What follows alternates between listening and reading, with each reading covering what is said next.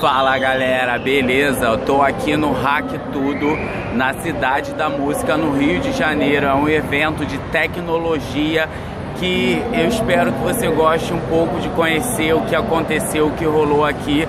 Tô com a bateria já finalizando do celular, então vou tentar gravar o máximo que eu puder. Beleza? Confere aí que você vai curtir pra caramba esse rolê. Super tecnológico e tudo é criado e montado com peças de hardware, de PC, de máquinas, e é muito irado.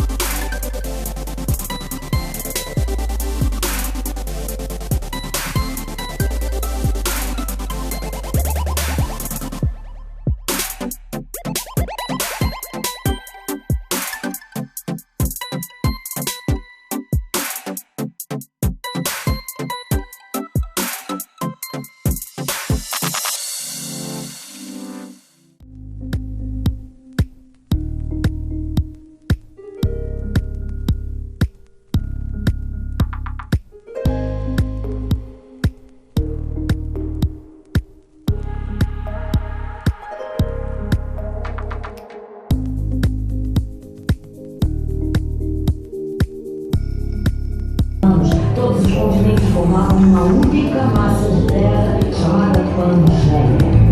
Depois de uma intensa atividade sísmica, a Pangeia rachou e rompeu-se, formando os 5 continentes que conhecemos hoje.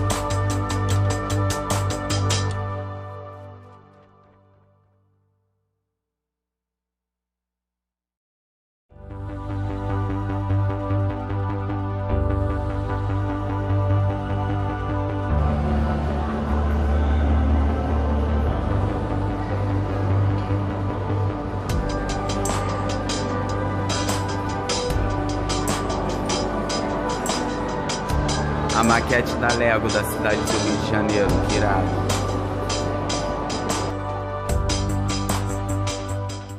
E aí, você gostou desse rolê? Deixa seu like no vídeo, se inscreve no canal e seu comentário. E até!